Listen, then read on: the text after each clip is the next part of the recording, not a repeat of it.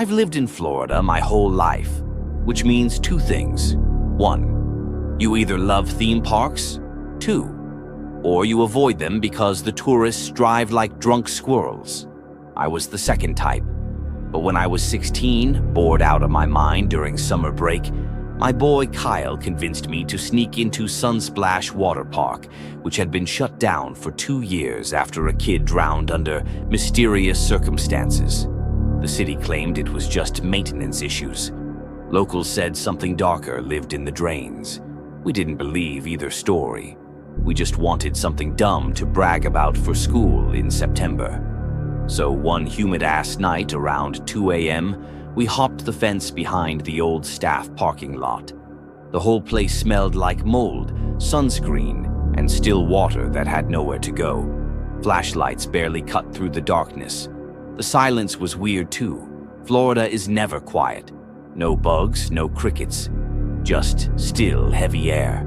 Kyle whispered, "Come on, bro, let's hit the top of Thunder Coil." Thunder Coil was the tallest slide, a giant blue tube that spiraled down 5 stories. It was where the kid had drowned.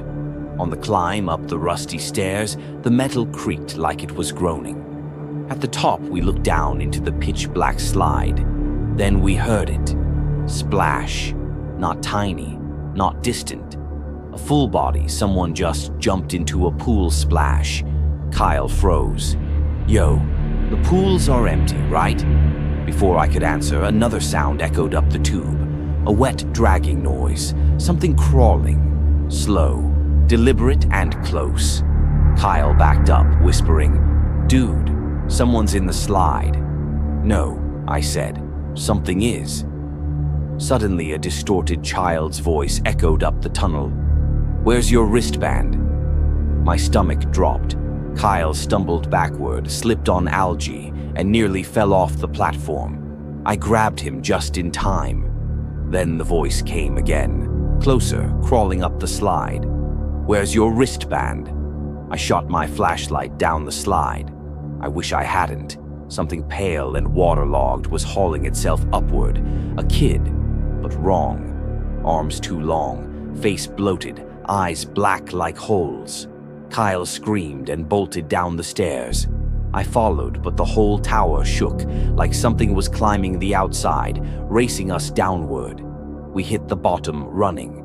Behind us, something slammed against the tower, making the metal ring like a church bell. We sprinted across the empty wave pool, but halfway through, the floor flexed under us, almost like something massive was moving beneath the drained concrete. The voice echoed again. Everywhere, all around. "You didn't check in." Lights flickered across the abandoned park, even though the power was cut years ago. We didn't stop running until we dove over the fence and face-planted into the street. We never went back. And the next morning, police tape covered the entire perimeter. The news said a structural collapse happened overnight. They didn't mention the wet handprints on the inside of the slide. Handprints going upward. This happened when I was in college in Chicago, working the night shift at a crappy downtown coffee shop. We closed at 1 a.m., and my walk to the parking garage was only 3 blocks. Normally chill, but one night in November, cold, windy, leaves blowing like dead skin, something felt off. As I walked, I noticed a tall dude in a gray hoodie standing under a busted streetlight. He wasn't doing anything, just facing the wall of a closed clothing store, completely still. Whatever. City is full of weirdos. But when I reached the first intersection, something made me glance back. He wasn't at the wall anymore.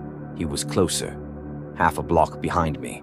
Not walking, just standing. Facing me now.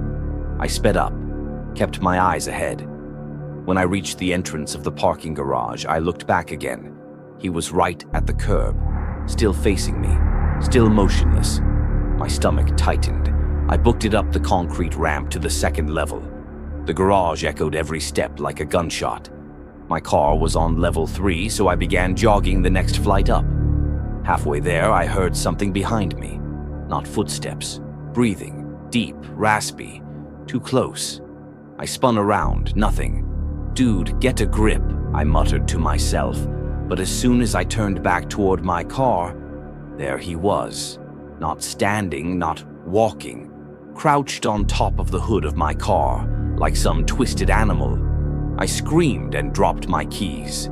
When I ducked to grab them, I heard the hood dent under his weight as he slowly stood up. His face was wrong, too stretched, eyes too wide, skin sagging like melted wax. Then he said in a voice that didn't match any human vocal cords, "You're late." I bolted, screamed for security. My voice echoed like I was trapped in a concrete coffin. A guard eventually found me hiding behind a column 2 levels down. I was shaking so bad I couldn't speak. When police arrived, there was no guy. No damage to my car, no footprints, no security footage at all. But the cop who interviewed me asked something I'll never forget. He said, "Was he crouched?" I stared at him. "What?" "We've had sightings," he said quietly. "Something that looks human, but isn't. Don't walk alone at night anymore." To this day, I park on the street. I don't go into garages, not even in daylight, because sometimes, even now when I'm walking alone, I hear that raspy breathing behind me. Last year, my girlfriend Jenna convinced me to do a weekend getaway in North Carolina. "Disconnect from the city," she said. "It'll be romantic," she said. Bro, nothing romantic happens in a cabin in the woods built before electricity was invented. The place was isolated as hell. No neighbors, no cell service, just pine trees that blocked out the sky and wind that sounded like voices.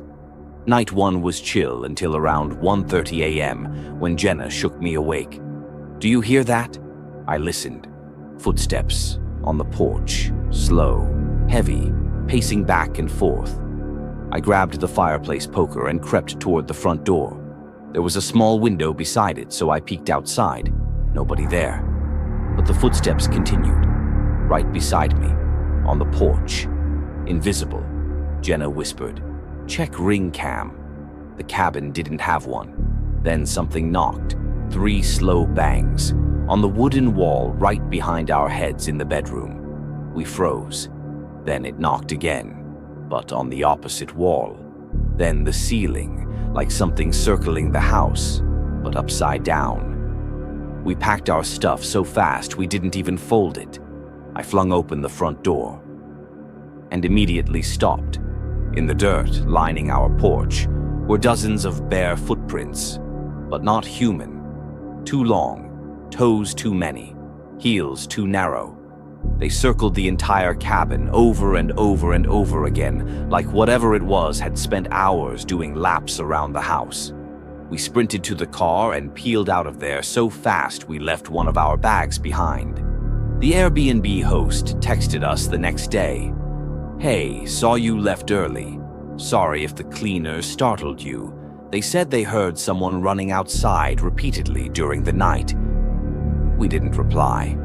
2 weeks later, Jenna found something in the pocket of the jeans she wore that night, a small wooden carving of us, sleeping, in the cabin, and carved into the back. "Next time, don't run." We burned it.